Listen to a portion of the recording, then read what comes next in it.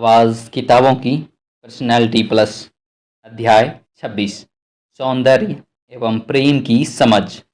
ईश्वर की एक अनुपम देन है सौंदर्य। जो असुंदर है वह सुंदर, और जो सुंदर है वह और भी अधिक सुंदर दिखना चाहता है।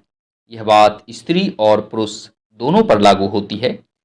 हर एक की यह स्वाभाविक इच्छा होती है कि वह दूसरों को आकर्षक लगे, लोग उसे प्रेम करें, उसकी सुंदरता की सराहना करें, उससे मित्रता करने को आतुर हों।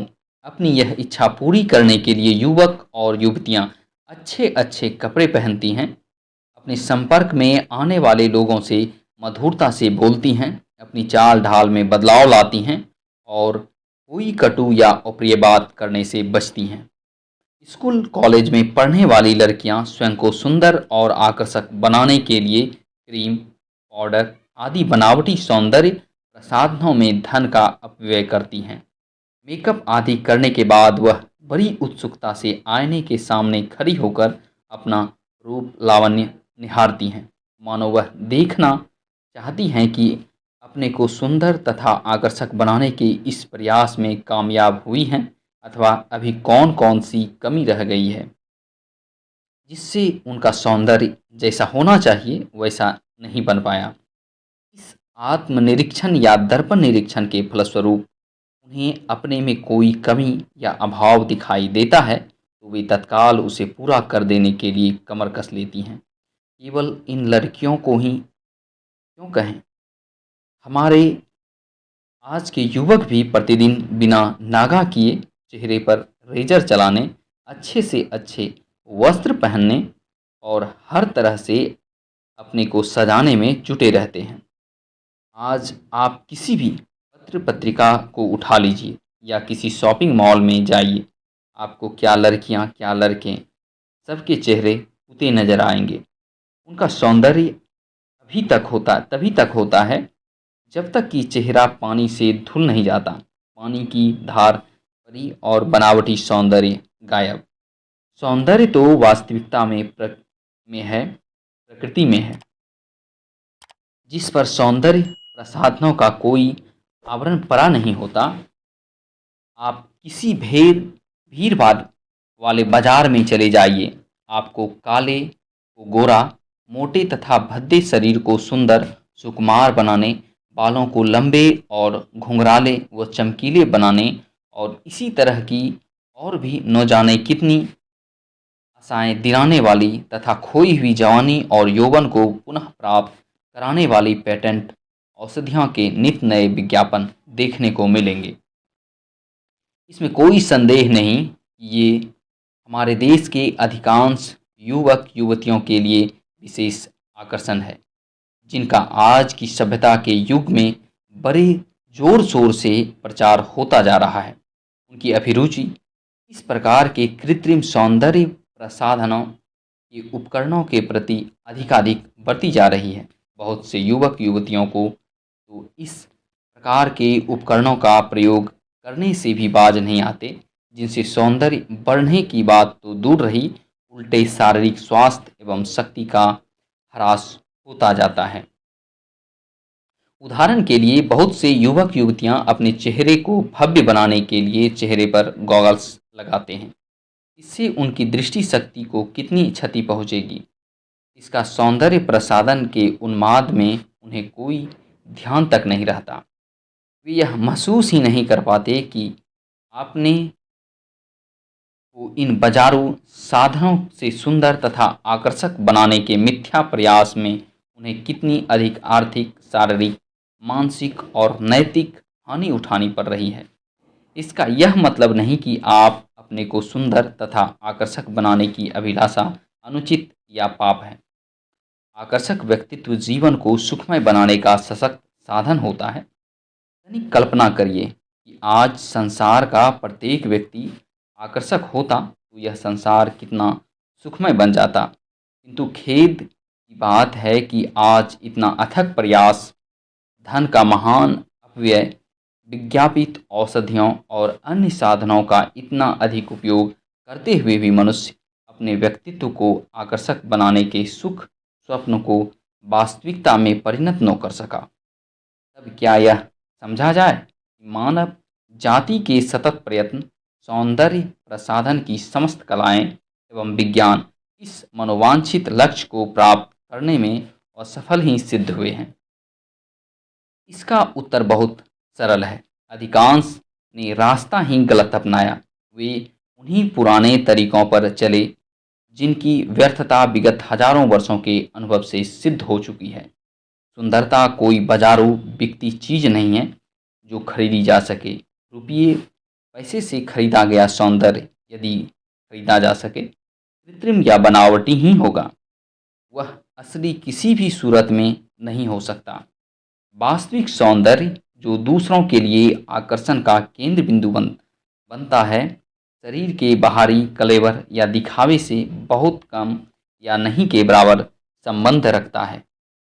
आप जरा उस व्यक्ति के बारे में ध्यानपूर्वक सोचें जिसे आप प्रेम करते हैं, जिसके आकर्षण ने आपके हृदय में घर कर लिया है, जिसके प्रति आपका आदर एवं अनुराग गहनतम है। क्या वह शारीरिक दृष्टि से भी उतना ही सुंदर, आकर्षक एवं प्रिय है जितना कि आप उसे समझते हैं? संभव है कि कुछ मामलों में आप जिस व्यक्ति को सुंदर तथा आकर्षक समझते हैं वह शारीरिक स्वस्थ एवं सौंदर्य की दृष्टि से सर्वथा अनाकर्षक हो, फिर भी आप उसे सुंदर समझते हैं। वास्तविक एवं अस्थायी सौंदर्य की माप व्यक्ति का रंग रूप, शारीरिक गठन देखकर नहीं किया जा सकता। इसका निर्माण तो आत्मिक और बौद्धिक तत्वों से हुआ है, जिसे हर कोई स्त्री या पुरुष सरलता से उपलब्ध कर सकता है।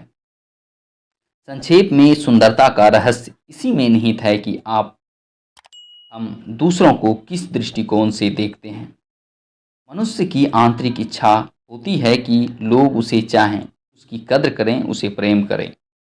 जब कोई दुख में होता है तो उसकी यही कामना होती है कि उसे सांत्वना प्रदान करने वाला, ढाढ़स देने वाला, मुरझाए हुए मन में उमंग भरने और साहस का संचार करने वाला मिल जाए।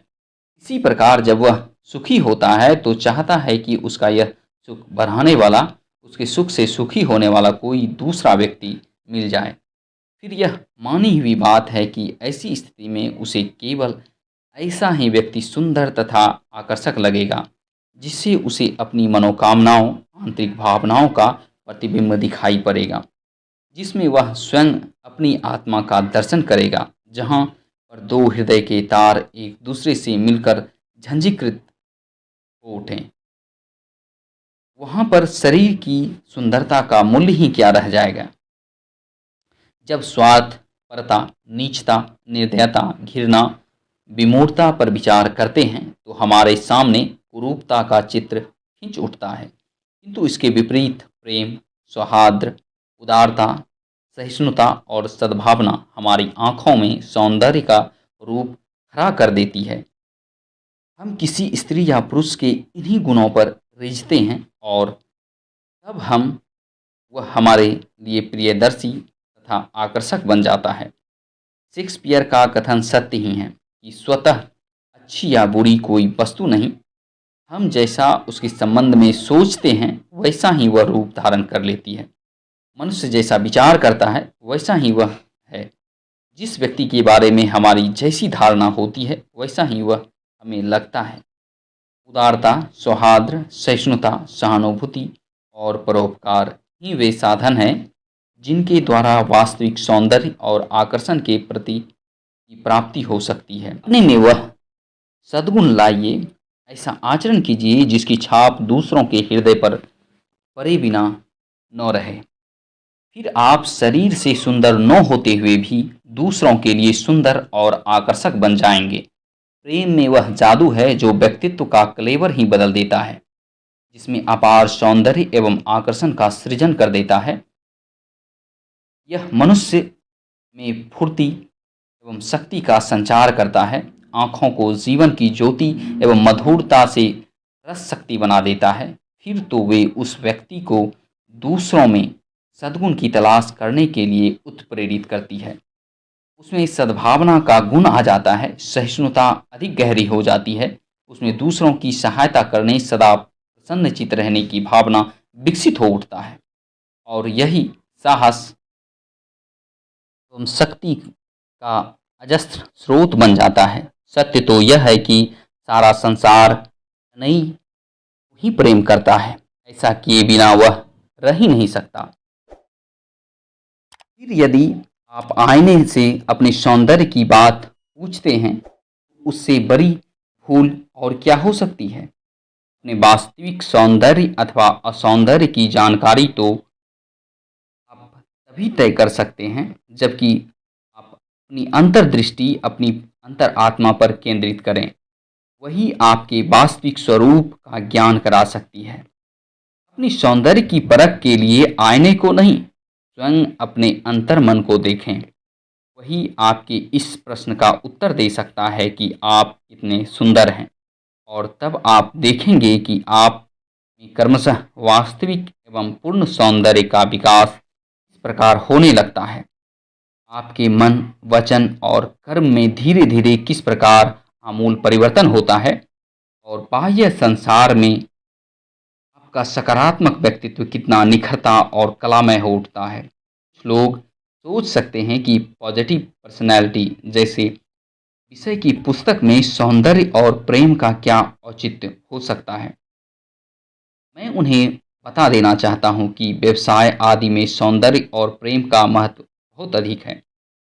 व्यवसाय में बहुत सी बाधाएं इनके द्वारा पार कर ली जाती है। इनके द्वारा हम असीम बुद्धि के साथ अनेक संपर्क स्थापित कर सकते हैं। सौंदर्य और प्रेम इंसान का सबसे महान अनुभव है। जब सेक्स और रोमांस की भावनाएं प्रेम के साथ मिलती है तो यह संयोग हमें रचनात्मक भविष्य दृष्टि द्वारा सफलता की उच्चतम चोटी तक ले जाता है। प्रेम मनुष्य की आध्यात्मिक प्रकृति की बाह्य अभिव्यक्ति है कि सेक्स विशुद्ध रूप से जैविक है, लेकिन यह कीड़े मकोड़ों से लेकर प्राणी जगत की सर्वोच्च रचना मनुष्य तक सबको कर्म के लिए प्रेरित करता है। जब प्रेम और सेक्स का रोमांस के साथ जुड़ाव किया जाता है तो परिणाम बड़ा ही सुखद होता है। इंसान को इंसान से जोड़ने वाला प्रेम ही तो है। यह स्वार्थ, लोभ, ईर्ष्या और जलन को दूर करने में सक्षम है। जहाँ प्रेम के प्रति निष्ठा नहीं होती वहाँ सच्ची महानता कभी नहीं मिल सकती। जहाँ सच्चा प्रेम होता है वहाँ सेक्स की बात कभी सामने नहीं आती है। प्रेम सेक्स नहीं है, प्रेम मन से किया जाता है और सेक्स की क्रियाएं मन से होती है। प्रेम तो वास्तव में एक जीवनदायी तत्व है। इसके बल पर मनुष्य ने बहुत से रचनात्मक कार्य किए हैं जिनसे मनुष्य जाति का विकास हुआ और हम और आप वर्तमान युग की सभ्यता तक पहुँचे। यही वह तत्व है जो मनुष्यों और उनके निचले स्तर के प्राणियों से अलग करता है। यही तत्व निर्धारित करता है कोई व्यक्ति किसी अन्य व्यक्ति के हृदय में कितना गहरा स्थान बनाएगा। इसी प्रेम के पिलरों पर सकारात्मक मानसिक दृष्टिकोण का किला बनाया जा सकता है। दूसरों को लाभ पहुंचाने के लिए निस्वार्थ सेवा प्रेम की सबसे बड़ी अभिव्यक्ति है। इमर्सन ने कहा है, जो लोग विनम्रता, न्याय, प्रेम और अभिलाषा के गुणों से संपन्न है वे उस स्तर तक नहीं पहुँचते जहाँ उनका विज्ञान, कला, भाषण, कविता, कर्म और कृपा पर अधिकार होता है। इसका कारण यह है कि लोगों ने पहले से ही उन विशिष्ट शक्तियों का पूर्वानुमान लगा लिया था जिन्हें लोग इतना मूल्यवान समझते हैं। जो लोग हृदय से उदार होते हैं वे अच्छी तरह से जानते हैं कि जब वे किसी अजनबी को समय, धन या आश्रय दिखावे के लिए नहीं बल्कि प्रेम के कारण देते हैं तो वे परमात्मा को अपनी ऋणी बना लेते हैं और इसके पश्चात प्रकृति उन्हें अत्यधिक पुरस्कार देती है। वे लोग इस कार्य में जितना समय लगाते हैं वह किसी न किसी रूप में उन्हें वापस मिल जाता है और उनके द्वारा उठाए गए कष्टों से उन्हें लाभ होता है।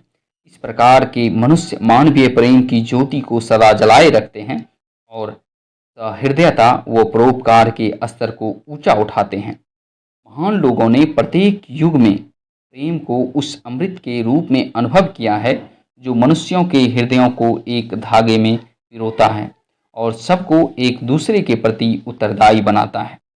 प्रेम संसार को संगीत से सराबोर कर देता और छोटी छोटी चीजों में प्रसन्नता खोज लेता है। इससे मनुष्य की काया पलट हो जाती है। न्याय, संयम, परोपकार और करुणा प्रेम की संगिनी है। प्रेम के बिना सारा यश फीका पड़ जाता है। संगीत और कला इसके अभाव में अपना अर्थ खो देते हैं। इसके न रहने पर सद्गुणों का अस्तित्व भी नहीं रहता। महान लोग पूरी मनुष्य जाति से प्रेम करते हैं।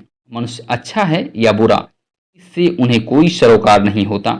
वे अच्छे लोगों को गर्व, प्रशंसा और प्रसन्नता से प्रेम करते हैं। जहाँ वे किसी के सुख से प्रेम करते हैं, वहाँ दूसरे के दुख से भी प्रेम करते हैं।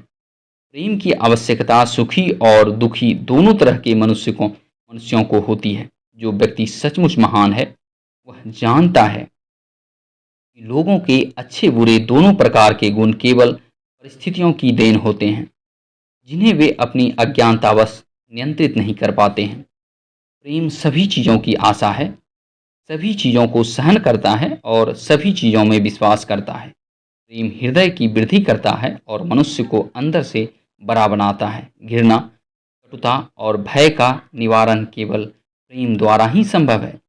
प्रेम एक चुनाव है जो विकल्पों की रचना करता है। दूरगामी सफलता के लिए मूलभूत तत्व यह है कि आप अपने हृदय में प्रेम भरकर हर दिन की शुरुआत करें। प्रेम संसार की सबसे प्रबल शक्ति है। इस शक्ति का दोहन करने से आप स्वयं भी शक्तिशाली हो जाएंगे और शक्तिशाली व्यक्ति सदा अजेय रहता है। वह जिस कार्य में भी हाथ डालता है, उसमें सफलता ही प्राप्त करता है।